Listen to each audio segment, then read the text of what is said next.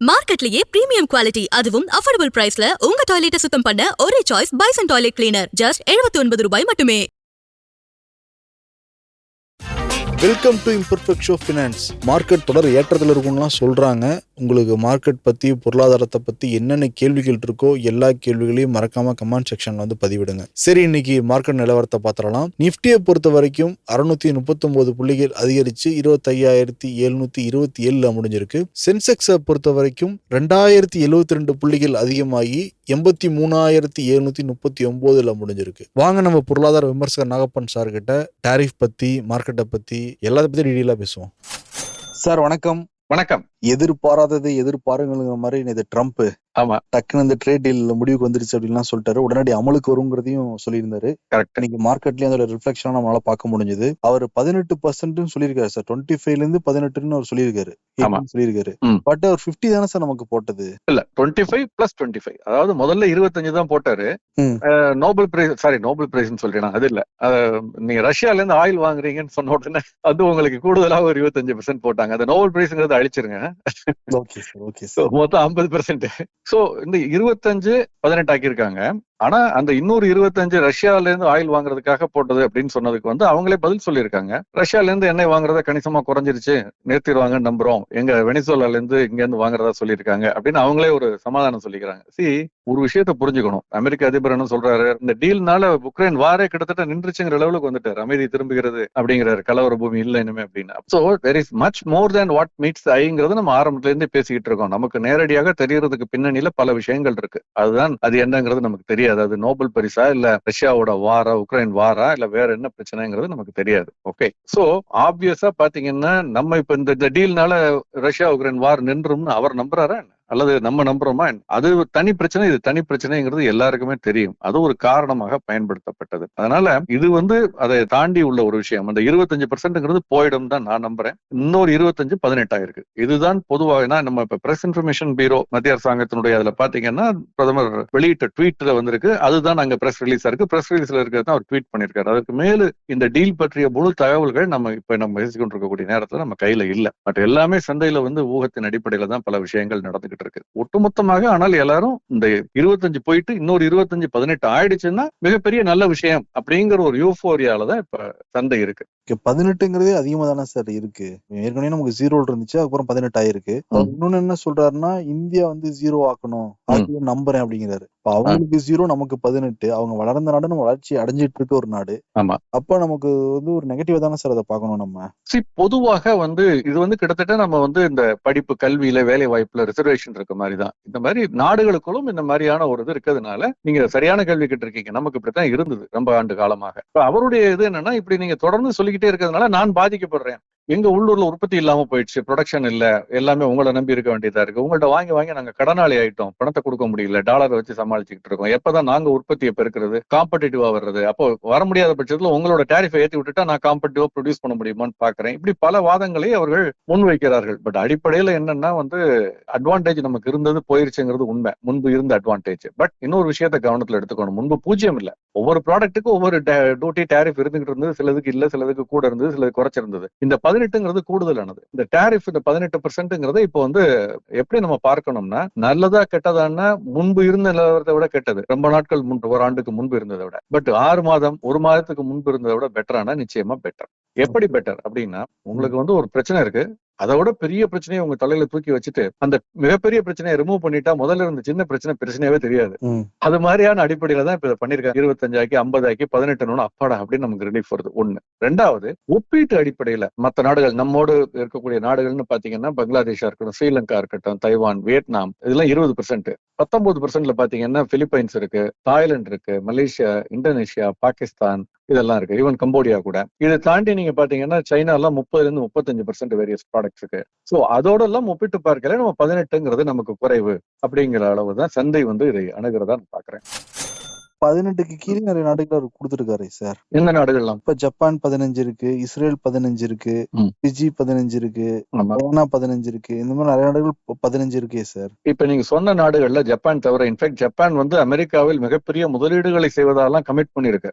நம்ம டீல் அந்த மாதிரி எதுவும் கமிட் பண்ணிருக்கதா ட்ரம்பே சொல்லல. நம்ம பிரதமரை விடுங்க, பிரஸ் இன்ஃபர்மேஷன் பீரோ ரிலீஸை விடுங்க, ட்ரம்பே சொல்லல. இது ஒன்று. அப்ப அதற்கு என்ன விலை கொடுக்கணுங்கிறத பார்க்கணும். ஓகே, பின்னால் அதை வந்து கேன்சல் பண்றேன்னாங்க ஜப்பான்ல, அது வேற விஷயம். பட் முதல்ல கமிட் பண்ணாங்க, அது உண்மை. ரெண்டாவது, நீங்க சொல்லக்கூடிய நாடுகள்ல பல நாடுகள் வந்து நம் நாட்டோடு ஒப்பிட்டு பார்க்கக்கூடிய நாடுகள் அல்ல. நம் நாட்டோடு ஒப்பிட்டு பார்க்கக்கூடிய நாடுகள்னா நம்மை சுற்றி இருக்கக்கூடிய அண்டை நாடுகள், குறிப்பாக ஜவுளித்துறையில மிகப்பெரிய ஏற்றுமதியை நம்மளோட குறைவான விலையில கூட சில சமயம் செய்து கொண்டிருக்கக்கூடிய பல நாடுகள், பங்களாதேஷா இருக்கட்டும், ஸ்ரீலங்காவா இருக்கட்டும், வியட்நாமா இருக்கட்டும், கம்போடியாவா இருக்கட்டும், இந்தோனேஷியா, தாய்லாந்து, இதெல்லாம் நான் பாகிஸ்தானை கூட இதுல எடுத்துக்க மாட்டேன். இந்த நாடுகள் எல்லாம் பாத்தீங்கன்னா 19%, 20%, ஆனா நமக்கு 18%. சோ அந்த அடிப்படையில வந்து சந்தையை பொறுத்தவரை இது வந்து சாதகமானதாக பார்க்கப்படுவதன் காரணமா தான் இன்னைக்கு வந்து மார்க்கெட்ல ஏறி இருக்கு. இது பூஜ்யமா இருக்கணுமா, இந்த சரி தவறு இதுக்குள்ள எல்லாம் போறதுக்கு கொஞ்சம் கடினமான ஒரு விஷயம். இந்த விஷயம் இன்னைக்கு ஒப்பீட்டு அடிப்படையில மட்டும்தான் சந்தை இதை பார்க்கிறது. இந்த ட்ரேட் டீல்னால யாருக்கு சார் லாபம் அதிகம், அமெரிக்காவுக்கா இந்தியாவுக்கா? நேச்சுரலி இன்னைக்கு தேதிக்கு நமக்கு லாபம் என்ன, ஆனால் இதற்கு போன நேற்றைய முன்தினம் வரை இந்த டீல் வர்ற வரைக்கும் வந்து யாருக்குமே லாபம் இல்லை. அதற்கு முன்பு இந்தியாவுக்கு நிச்சயமா லாபமா இருந்தது. ஓகே, ஆனால் அந்த அளவுக்கு இன்னைக்கு லாபம் இல்லை. இன்னைக்கு அமெரிக்கா வந்து ஒரு எட்ஜ் எடுத்திருக்கு இந்த டீலுக்கு பிறகு, ஒரு பெர்மனண்டா ஒரு இதை எடுத்திருக்காங்க நிச்சயமா. என்ன அது அதுல வந்து சந்தேகமே கிடையாது. இதை வின் வின் சிச்சுவேஷன் கூட சொல்லலாம். என்னன்னா, ஓராண்டுக்கு முன்பு அமெரிக்காவுக்கு இல்லாத வருமானம் இப்ப வந்திருக்கு.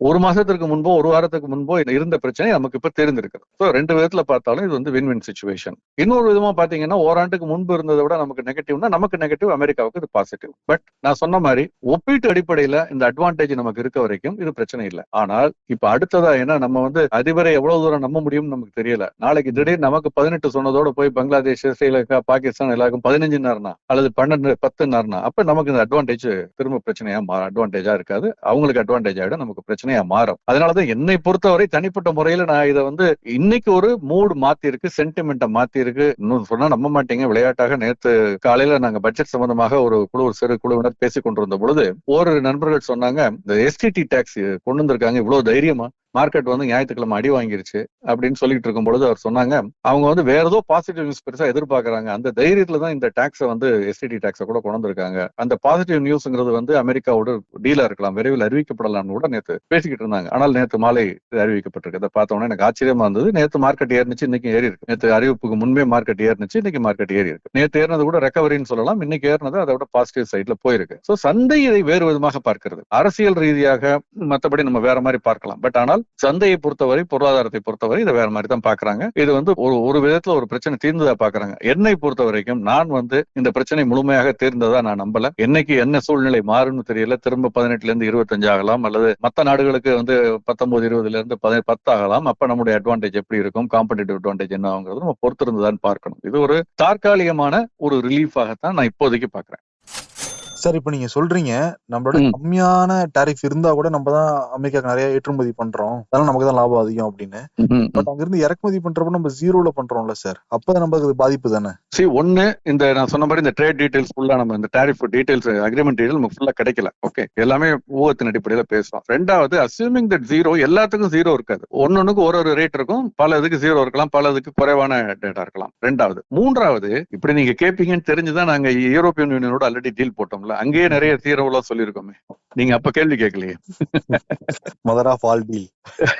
சோ மதர் ஆஃப் ஆல் டீல்ஸ்லயே நாங்க நிறைய ஒயின்லாம் இறக்குமதி பண்ண போறோம், 120% இருந்து 10% சொல்லியிருக்கோம். ஓகே, ஜோக்ஸ் அபார்ட், சீரியஸா நீங்க ஒண்ணு யோசிச்சு பாத்தீங்கன்னா, அமெரிக்காவில இருந்து நம்ம இறக்குமதி பண்ணக்கூடிய பொருட்கள், பல பொருட்களுக்கு நம்ம வந்து நமக்கு அத்தியாவசியமா தேவையா இருக்க பொருட்கள் இதுக்கும் நம்ம ரொம்ப ஜாஸ்தி டியூட்டி போடல. கவனிச்சு பாத்தீங்கன்னா, நமக்கு தேவையில்லாத பொருட்கள், லக்ஸுரி பொருட்களுக்கு தான் நம்ம ரொம்ப அதிகமா டியூட்டி போட்டுக்கிட்டு இருந்தோம். உதாரணமாக ரொம்ப ஹை எண்ட் கார் ஏதாவது இம்போர்ட் பண்றோம், அல்லது யூரோப்ல பார்த்தோம்ல ஒயின் இம்போர்ட் பண்றோம், யூகேல இருந்து நம்ம வந்து ஹை எக்ஸ்பென்சிவ் லிக்கர் இம்போர்ட் பண்றோம். அந்த மாதிரியான விஷயங்களுக்கு தான் ரொம்ப வந்து டியூட்டி ஹையா இருந்தது. அதை வந்து 10% ஆக்குனாலும் சரி, 20% ஆக்குனாலும் அவனுக்கு அதிகமான வியாபாரம் நடக்க போறது இல்ல. அந்த ஒரு பர்டிகுலர் ஒயினுடைய விலை வந்து 12,000 இருந்து 8,000 ஆயிடுச்சு அல்லது 7,000 ஆயிடுச்சுங்கிறதுக்காக நீங்களும் நானும் வாங்கி எத்தனை பேர் வாங்கி சாப்பிட போறாங்க? ரைட்டா? அதனால அது வந்து அந்த மாதிரியான பொருட்கள், அமெரிக்கா உற்பத்தி பண்ணி ஏற்றுமதி செய்யக்கூடிய பெரும்பாலான பொருட்கள் நமக்கு தேவையில்லாத, அத்தியாவசிய தேவையில்லாத பொருட்கள். ஒரு பக்கம். அத்தியாவசிய தேவையான பொருட்களுக்கு டேரிஃப் வந்து ஆல்ரெடி ஒரு ஃபேர் டேரிஃபா தான் இருந்துகிட்டு இருக்கு, குறைவா தான் இருந்துகிட்டு இருக்கு. அதுல பெரிய மாற்றம் வரும் நான் நம்பல. சோ இந்த டீடைல்ஸ் வந்ததுக்கு அப்புறம் நம்ம பார்க்கலாம். பட் ஒன் சைடடா கம்ப்ளீட்டா இருந்ததுன்னா நமக்கு ஆபத்து. ஏன்னா லாங் டேர்மா இந்த மாதிரி அக்ரிமெண்ட் போடும் பொழுது ஃபுல்லா நமக்கு ஜீரோ, அவங்க வாங்குறதெல்லாம் நமக்கு எல்லாத்துக்கும் 18%, அதுவும் கூடுதலான 18% அப்படின்னா அது நமக்கு வந்து ஒட்டுமொத்தமாக பார்க்கையில நம்முடைய நடப்பு கணக்கு பற்றாக்குறையை அது பாதிக்கும். ரூபாய்க்கு நிகரான டாலருடைய மாற்று விகிதத்தை பாதிக்கும், பணவீக்கத்தை பாதிக்கும், வட்டி விகிதத்தை பாதிக்கும், எல்லாருக்கும். சோ டீடைல்ஸ் வந்த பிறகு நம்ம இதை கொஞ்சம் முழுமையா பேசுவோம். இன்னைக்கு மார்க்கெட் ஓபன் ஆகிறப்ப நல்ல புல்லிஷா தான் ஓபன் ஆச்சு. ஆமா, 26,308 அப்படின்னு. ஹை வந்து 26,341 வரைக்கும் வந்து போச்சுங்க சார். ஆமா. இப்ப முடிவுலயே பாக்குறப்ப ஒரு 639 புள்ளிகள் அதிகமாய் தான் வந்து முடிஞ்சிருக்கு. நல்ல ஒரு பெரிய டிஃபரன்ஸ். இப்ப இந்த பல மாதங்கள்ல இவ்வளவு பெரிய ஒரு ஏற்றம் நம்ம பார்க்கவே இல்லை நம்ம சந்தையில. நிச்சயமா. அதாவது apparels, textiles, leather exports, footwear இது எல்லாமே இதுல வந்து பாசிட்டிவா இருக்கும்னு federation of Indian exporters organisation சொல்லியிருக்காங்க. அதே மாதிரி இந்தியன் சேம்பர் ஆஃப் காமர்ஸ் அவங்களுடைய டெக்ஸ்டைல் எக்ஸ்போர்ட்ஸ் சேர் அவரும் வந்து ரொம்ப பாசிட்டிவா சொல்லியிருக்காரு. நிறைய அளவுல இருக்கும்னு சொல்றாங்க. இன்னைக்கு கேபிஆர் மில்ஸ் எல்லாம் பாத்தீங்கன்னா அப்பர் சர்க்கியூட்னு சொல்லுவோம் மார்க்கெட்ல, அப்பர் சர்க்கியூட்டை ஹிட் பண்ணுச்சு. அதாவது வாங்குபவர்கள் மட்டுமே இருக்கக்கூடிய லெவல்ல விற்பவர்கள் இல்லாத ஒரு சூழலில் காலையில சந்தை துவங்கிய பொழுது இருந்ததெல்லாம் பார்த்தோம். இதெல்லாமே வந்து ஏன்னா இந்த எக்ஸ்போர்ட்ஸ் பெனிஃபிட்டா இருக்கும் இந்த டேரிஃப் உடைய இது அப்படிங்கிறதுனால ஒரு பக்கம் அது வந்து ஒரு காரணம்னு சொல்லலாம். இன்ஃபேக்ட் கோல்ட்மேன் சாக்ஸ் என்ன பண்ணிருக்காங்கன்னா இந்த டீல்னால இந்தியாவுடைய பொருளாதார வளர்ச்சி 0.2% அதிகரிக்கும். 6.7% முன்பு சொல்லி இருந்தார்கள். இப்போ வந்து 6.9% இருக்கும் பொருளாதார வளர்ச்சி அப்படிங்கறத வந்து சொல்லியிருக்காங்க. 2 பேசிஸ் பாயிண்ட் வந்து இப்போ ஆட் பண்ணிருக்காங்க இந்த டேரிஃப், லோயர் டேரிஃப் என்ஃபோர்ஸ் பண்ண உடனே. இது ஒரு விஷயம். இன்ஃபேக்ட் ஒரு விஷயம் நீங்க கவனிச்சீங்கன்னா தெரியும், இந்த டீலினுடைய பாசிட்டிவிட்டியை வந்து சந்தை எப்படி பார்க்கிறது அப்படின்னு. ரூபாய் அதனுடைய மதிப்பு முன் எப்போதும் இல்லாத இந்த சமீப காலங்கள்ல இல்லாத அளவுக்கு ஒரே நாள்ல அதிவேகமாக உயர்ந்திருக்கிறது. அதாவது டாலர் வீக்கனா இருக்குன்னு சொல்லலாம். குறிப்பா ரூபாயினுடைய மதிப்பு உயர்ந்திருக்குன்னு தான் நான் பாக்குறேன். இப்படி ஒரு 1.25 ரூபாய் ஒரு சில நாட்களுக்கு முன்பு பார்த்தோம் 92 ரூபாய்க்கு அருகாமையில் இருந்தது, இன்னைக்கு 90 ரூபாய்க்கு அருகாமையில் வந்திருக்கு. இந்த மாதிரியான ஒரு ஃபாஸ்ட் மூவ்மெண்ட் அப்படிங்கிறது, ரெக்கவரி, வாலட்டிலிட்டி 1 ரூபாய்க்கு மேல அப்படிங்கறதெல்லாம் 2014க்கு பிறகு ஒரு 10 முறை இந்த மாதிரி 10 முறை தான் இந்த மாதிரி நடந்திருக்கு. அதுல 13-12 ஆண்டுகள்ல இது அப்படின்னு சொல்லப்படுகிறது. இன்னைக்கு வந்து தேசிய பங்கு சந்தையில முன்பேர வணிகத்துல பாத்தீங்கன்னா கிட்டத்தட்ட 1.4% வந்து இறங்கி இருந்தது. 1 ரூபாய் 27 பைசா இறக்கத்துல 90 ரூபாய் 39 பைசான்னு வர்த்தகம் நடந்தது டாலர், அமெரிக்க டாலர். அதே மாதிரி பிரிட்டிஷ் பவுண்ட் 2 ரூபாய்க்கு மேல இறங்கி இருந்தது, 123 ரூபாய் 57 காசு. யூரோவும் 2 ரூபாய்க்கு மேல இறங்கி இருந்தது முன்பேர வணிகத்துல. நடப்பு மாத ஒப்பந்தம் 106 ரூபாய் 76 பைசா. ஜாப்பனீஸ் எண்ணம் 1 ரூபாய் 14 பைசா இறக்கத்துல கிட்டத்தட்ட 2% எல்லாமே இறங்கி இருக்குது. 58 ரூபாய் 15 காசு. சோ ஒட்டுமொத்தமாக பார்க்கையில் ரூபாயினுடைய ரெக்கவரி அப்படிங்கிறது ஒரு கணிசமான ஒரு இண்டிகேஷனா மார்க்கெட் எடுத்துக்குது. இன்னைக்கு எல்லா செக்டார் எல்லாமே அப்புதான் சார். ஆமா, எல்லாமே 3% 2% அப்படிதான் இருக்கு. இப்ப நீங்க சொன்ன மாதிரி ஜவுளி முன்னாடியே சொன்னீங்க. இப்ப இதுல நல்ல லாபம் பாக்குற ஒரு செக்டார் அப்படின்னா எதை சார் முதலீட்டாளர்கள் சூஸ் பண்ணலாம்? இந்த புல்லிஷ் மார்க்கெட்ல அவங்க என்னென்னலாம் கவனிக்கணும்? பொதுவாக இந்த பட்ஜெட்டுக்கு பிறகு 3 துறைகள் வந்து கவனிக்கப்பட வேண்டிய துறையாக மாறி இருக்கிறது. டிஃபென்ஸ் செக்டார் தொடர்ந்து இன்னைக்கு இருக்கக்கூடிய ஜியோ பொலிட்டிக்கல் டென்ஷன்ஸ் இதனால இது இருக்கு. 2வது வந்து CBSE, central public sector enterprises அல்லது பிஎஸ்யூஸ். என்ன காரணம்னா பட்ஜெட் வந்து அசெட் மானிட்டைசேஷனை பத்தி பேசியிருக்கு. மத்திய அரசுக்கு சொந்தமான பொதுத்துறை நிறுவனங்கள் நூற்றுக்கணக்கான ஏக்கர், ஆயிரக்கணக்கான ஏக்கர் நிலங்கள்ல அந்த காலத்துல அமைக்கப்பட்டிருக்கு. அதுல பல 100 ஏக்கர்கள் பயன்படாமல் இருக்கு. அந்த மாதிரியான கட்டடங்கள், அசெட்ஸை வந்து மானிட்டைஸ் பண்ணுவோம் through real estate investment trust மூலமாக அப்படின்னு சொல்லியிருக்காங்க. அந்த ரீஸ்ட் யூனிட் வெளியிடுவதன் மூலமாக பண்ணும்பொழுது அதுல மிகப்பெரிய அளவுல அவர்களுக்கு கேஷ் ஜெனரேட் ஆகும். அப்கோர்ஸ் அரசு வந்து நான் தான் இடம் கொடுத்தேன், அதனால அதுல பெரும்பகுதி எனக்கு வரணும்னு ஏதாவது ஒரு ஒப்பந்தத்துல ஒரு மாறுதல்கள் செய்யலாம். அதற்கான பவர்ஸ் அவங்களுக்கு இருக்கு. பட் அதை தாண்டி பார்க்கும் பொழுது அது வரும். So defence sector, central public sector enterprises சொல்லக்கூடிய பிஎஸ்யூஸ், பொதுத்துறை நிறுவனங்கள், இது ரெண்டும் வந்து ஒரு பாசிட்டிவான ஒரு துறையா இருக்கும் நான் நம்புறேன். ஆனால் இதுல டிஃபென்ஸ் செக்டார்ல மிக குறைவான எண்ணிக்கையில் தான் பங்குகள் இருக்கு. அந்த பங்குகள் எல்லாமே ஃபுல்லி பிரைஸ் அல்லது ஓவர் பிரைஸ்டா இருக்கதாகவும் சொல்லப்படுகிறது. அதனாலதான் டிஃபென்ஸ் செக்டார் தான் அந்த மியூச்சுவல் ஃபண்ட்ஸ், செக்டோரல் ஃபண்ட்ஸ்ல எல்லாம் வந்து மேற்கொண்டு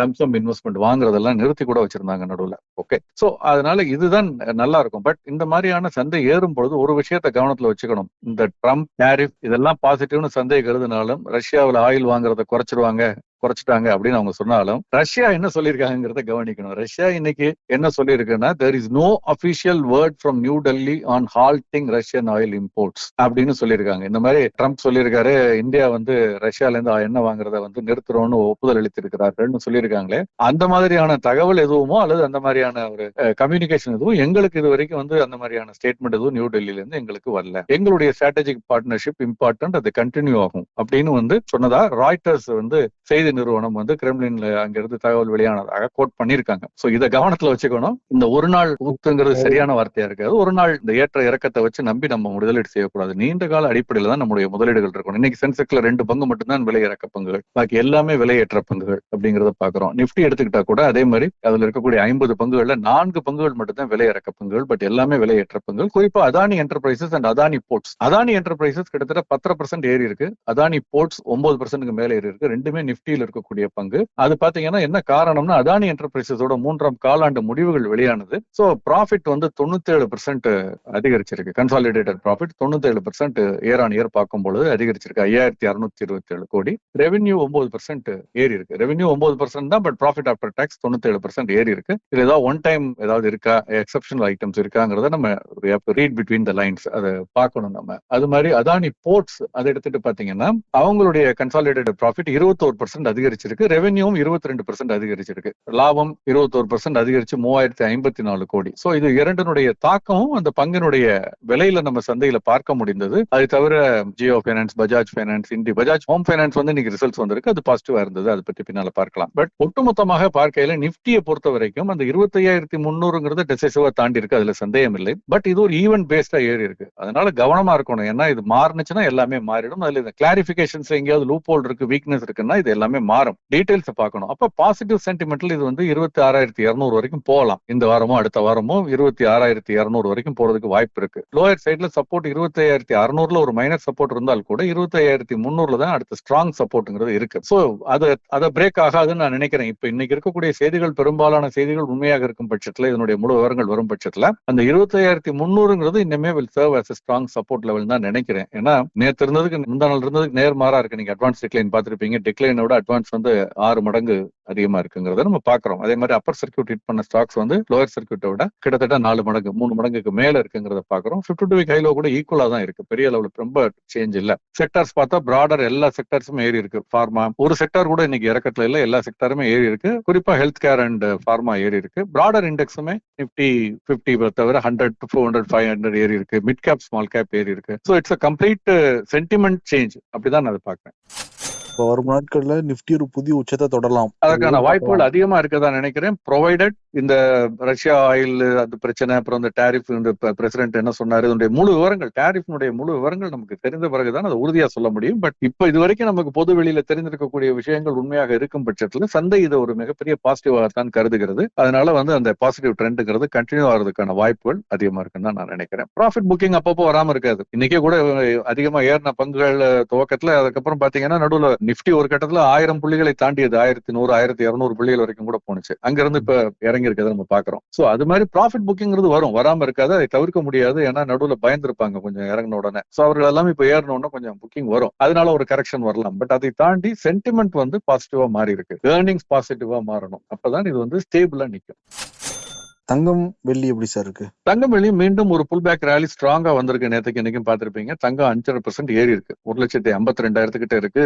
எம்சிஎக்ஸ் முன்பேர வணிக சந்தையில ஏப்ரல் மாத ஒப்பந்தம். வெள்ளி மார்ச் மாத ஒப்பந்தம் பாத்தீங்கன்னா 12% மேல அதிகரிச்சிருக்கு. 2,65,000 தாண்டி இருக்கிறது. அதே மாதிரி காப்பரும் 5% மேல ஏறி இருக்கு. 1,284 ரூபாய் மீண்டும். 1,300 எல்லாம் தாண்டி போனுச்சு. வெள்ளி 4 லட்சம் ரூபாய்க்கு அருகாமையில் போனது. தங்கம் அந்த மாதிரி பெரிய, அதோட ஒப்பிட்டு பார்த்தால் பெரிய இதில். சோ புல் பேக் ரேலின்னு நான் பாக்குறேன். ஒரு டெட் கேட் பவுன்ஸ் மாதிரி நேற்று இருந்தது. இன்னைக்கு அதை விட கொஞ்சம் ஏறி இருக்குங்கிறப்போ ஒரு புல் பேக் ரேலியா தான் நான் பாக்குறேன். பட் தொடருமா அப்படிங்கிறது நமக்கு சொல்றது கொஞ்சம் கடினம் இந்த காலகட்டத்துல. ஸ்பெகுலேட்டர்ஸ், ட்ரேடர்ஸுக்கு அவங்களுக்கு இதுல நிறைய ஆப்பர்ச்சுனிட்டி இருக்கும். முதலீட்டாளர்கள் சிஸ்டமேட்டிக்கா போறதுதான் கரெக்ட். பங்குச்சந்தையை பத்தி கேட்டீங்க என்ன பண்ணணும்னு, அங்கேயும் அதை தான் நானும் சொல்றேன். பங்குச்சந்தையை பொறுத்த வரைக்கும் நீங்க சிஸ்டமேட்டிக் இன்வெஸ்ட்மெண்ட் பண்றவங்க பாட்டு பண்ணிட்டு இருங்க. பட் ஸ்பெகுலேட்டிவா இதை நம்பி இன்னைக்கு வாங்கி நாளைக்கு விற்கணும்னு நினைக்கிற ட்ரேட் பண்றவங்களும் பண்ணலாம். பட் ஆனால் நீண்ட கால அடிப்படையில் பண்றவங்க சிஸ்டமேட்டிக்கா பண்றதுதான் கரெக்டா இருக்கும். கமாடிட்டிஸ் பொறுத்த வரைக்கும் க்ரூட் மட்டும் நமக்கு ருபி ரெக்கவர் ஆயிருக்கிறது ஒரு பக்கம் நமக்கு பாசிட்டிவ் நியூஸ்னா, க்ரூட் வந்து திரும்ப கண்ட்ரோல்ல வந்திருக்கு வேலை அப்படிங்கிறது நமக்கு ஒரு கண்ட்ரோல். இன்டர்நேஷனல் மார்க்கெட்ல $62 தொடர்ந்து இருக்கு, அந்த மேல ஏறல. சோ அந்த அளவுக்கு நமக்கு அது வந்து ஒரு பாசிட்டிவான நியூஸா நான் பாக்குறேன். எல்லாமே பாசிட்டிவா இருக்கே சார், சூப்பர். இன்னைக்கு தேதிக்கு நாளைக்கு எப்படி இருக்குங்கிறத வந்து அது மேல இருக்கவர் பாத்துப்பாரு. அமெரிக்கால இருக்கவர் தான் சொல்லணும். Q3 ரிசல்ட்ஸ் நிறைய வந்திருக்கு. முதல்ல சொன்ன மாதிரி அதானி போர்ட்ஸ் எல்லாமே பாசிட்டிவான ரிசல்ட்ஸ்ங்கிறத பார்த்தோம். அது போக பஜாஜ் ஹவுசிங் ஃபைனான்ஸ் அது வந்து ப்ராஃபிட் 21% அதிகரிச்சிருக்குன்னு தகவல் வந்த பிறகு இந்த பங்குனுடைய விலை கணிசமான ஏற்றத்தை சந்தித்தது. முடிவடையும் பொழுது கூட ஒரு ஸ்லைட்லி பாசிட்டிவா தான் அது முடிவடைஞ்சிருக்கு. அது தவிர ஒன் மொபிக்விக் சிஸ்டம் இது வந்து போன வருஷம் 52 கோடி நஷ்டத்துல இருந்தது, இப்போ வந்து 6 கோடி லாபத்துக்கு மாறி இருக்கு. சோ அந்த அளவுக்கு அது பாசிட்டிவான நியூஸ். AWL அக்ரி பிசினஸ் இது போக நிறைய இது வரப்போகுது. குறிப்பாக பஜாஜ் ஃபைனான்ஸ், பெட்லைட் இண்டஸ்ட்ரி, சோலார் இண்டஸ்ட்ரி இதெல்லாம் வரப்போகிறது. சோழமண்டலம்லாம் வந்துருச்சு ஏற்கனவே. நம்ம ஹுண்டாய் பத்தி நேத்து நம்ம பேசிட்டோம். Fine sir. சார் ரொம்ப சுவாரஸ்யமா டீட்டெயிலா பல விஷயங்கள் வந்து பகிர்ந்துக்கிட்டீங்க. ரொம்ப நன்றி சார். நன்றி. உங்களின் டெய்லி கிளீனிங் ப்ராசஸ ஈஸியாவும் ஃப்ரெஷ்ஷாவும் மாற்ற பெஸ்ட் சாய்ஸ் 50 ஆண்டு கால அனுபவம் பெற்ற bison toilet cleaner. Budget friendly, அதே சமயம் பிரீமியம் குவாலிட்டி என டபுள் சேலஞ்ச். மேலும் விவரங்களுக்கு 9514 333 999.